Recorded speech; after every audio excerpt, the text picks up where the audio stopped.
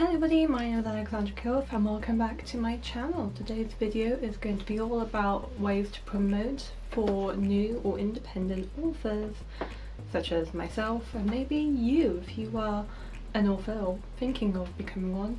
This video is going to be amazing for you. Without a doubt, writing a book is difficult, but in my personal opinion, marketing it and promoting it afterwards can be the hardest part, especially if you're starting from rock bottom and have no idea how to get back up there. So I'm going to be sharing some of my best tips and tricks to help me get to bestseller status more than once and to really get those book sales boosted. Number one is to establish good relationships with other writers, authors, book bloggers and agents. It's key to establish good relationships with people in the writing community because it's quite tightly knit. You'll see that a lot of bookstagrammers will follow each other and follow huge amounts of other bookstagrammers as well as other writers that they like. So while you should get to know other authors, especially ones in your own genre, it's good to branch out and go to bookstagrammers or book bloggers. You'll also be able to establish a constant audience, which is really important if you want your posts and videos to keep getting through the algorithm and to stay relevant. If you don't get much engagement, then it usually means that not enough people who follow you actually care about what you're posting and more do it for the follow for follow sort of system. It's also good because you can approach some of these people asking for reviews in exchange for free copies, advanced reader copies, or even being a beta reader, which is something I'm doing right now for a fellow author. And you can only really do that once you establish yourself in the writing community as someone worth following. Which is why if you are going to be on all social media, it's important not to make it all about your books. People aren't going to be interested in your books all the time. So while it's important to establish a brand and identity, you shouldn't limit yourself to that and instead should definitely branch out more inside the writing community. Number two is get into local indie bookshops. Depending on where you live, there might be more of these or there might be less, and they don't have to be local, but local is usually preferred if you're into the more like book signings and that sort of thing. But indie bookshops tend to be a lot more comfortable with accepting smaller local authors rather than mainstream shops like Waterstones, which are generally a lot more difficult to get into if you're an independent author. I personally have my books stocked in the old bookshop in Loo, where one of my books is set. You can't see, they're hidden. Immunity. And I've also got my books in Shroud Books, which is an online independent horror bookshop based in London, so links will be to them below. If you do get into an indie bookshop, you should have to come to some sort of deal agreement in regards to copies and money, but usually it's a lot easier as long as personal and you can go ahead and promote their business like wild, and they usually do the same for you, so it's a really good partnership. Number three, this relates to my first point, but if you're going to use social media, use it a lot, consistently, and don't be too self-obsessed. No one is going to be interested in someone who's constantly saying, buy my book, buy my book, buy my book, especially if they've been following you for a long time, because usually they already have bought a book or they're just not interested, and repeating that is only going to put them off engaging with your posts. Don't be afraid to be personal. If that's not your brand, then obviously don't force it, but you know, share pictures of your day-to-day life. Post a selfie if you want, post what you're reading currently, post pictures of your pets. You know, people want to identify with you and they're not going to do that if all they see is blank face and just a picture of a book. That's just the truth. So you shouldn't be too self-obsessed, but don't be afraid to be a bit personal as well. Especially if that's to do with your books. Like if you've written a book about village life, maybe post a few pictures about a village that you like, or share some images that inspired you. So yeah. So essentially, don't be self-obsessed, and you don't want to come across as desperate or trying hard, so be a bit more relaxed if possible. Number four, use targeted ads on Facebook. Not many authors use Facebook in comparison to other social media sites these days, but depending on your target audience, it might be worth it because you can do some really good advertising there. For relatively small amounts of money, you can get some really effective targeted ads where you can figure out who are the people reading your books. What sort of genres do they like? What movies do they like? What films do they film to? What TV shows do they like? What other books might they read? What other authors might they enjoy? And if you really want to be specific, you can narrow it down to locations. For example, when I released Immunity, I did a lot of targeted ads in Cornwall because that's where it's based. If you wrote a book about Italy, then maybe, you know, target ads in Italy. In that case, you'll probably want to make sure it's translated. The advert should really be either a really short blurb or a couple of really good quotes along with a link to the Amazon page for your book. If it's a huge block of text, people are less likely to read it. And reviews, like short, snappy, good reviews, are a really good way to hook the reader in, so definitely use those. Number 5 is a bit of an odd one to explain, so I'll do my best, but play to your speciality. Some of us have a unique thing about us. It might have an influence on your books. For example, if you are a black author who wrote books about, you know, experience of being black, then use that, utilize it. If you wrote books about anything in the LGBT community, use that to your advantage. Because it sounds awful, but people want to see something special and they want to see something unique.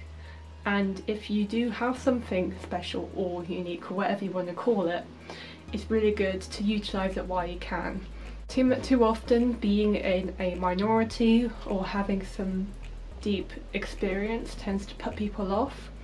But in the book community, it tends to be the opposite. People really want to read experiences that enlighten them or encourage them to learn more. For example, my most recent book, My Parents Like Anna, tells the story of a gay teenage boy dealing with eating disorders, something that I heavily promoted and something that isn't spoken about. You don't hear about LGBT teenage boys on eating disorders, just don't hear about that. So it's really important to, if you have a message you're trying to send, to get it out there. In my case, I also utilise the fact that I'm one of the youngest best-selling authors in the UK. I'm not the youngest, but I'm one of the youngest, and I always start with that because it gets people's attention rather than just I'm an author. Number 6, contact local schools. If you live in the same place where you went to secondary school or primary school or college or A-levels, talk to them. For me, I managed to get my books stocked in both my secondary school and my secondary school and my sixth form's libraries, and they really helped me actually promote it. I came into my secondary school, Pittville, to do a creative writing workshop where I got to do a talk to the students, and in Bournemouth I gave a talk to them during assembly. Because of COVID it was over like Skype or whatever, but you know what I mean. If you offer your services for free, a lot more schools would be open to having you in, whether it's to talk about writing, to do a workshop, to do a reading, a book signing, or even to go into the nitty-gritty of how to be an author. Most schools are open to that because they'll take anything free really, especially if you're an alumni, which usually they will promote because that's school for you. So yeah, definitely, if you've done a children's book, then you can contact your local primary schools and ask them to either stock your book or just talk about it to the kids. Maybe do like a show and tell thing where you show them the book. So yeah, do whatever fits your book really. Number 7, put spare copies, if you have any, of your books into charity shops or thrift shops. Here in the UK we have charity shops, but I think in the States they're known as thrift shops. You won't get money from this directly, but what you'll find is that actually a lot of people get their books second hand from these shops because it's cheap. Yeah, because it's cheaper. So if you do have spare copies, it might be worth looking into.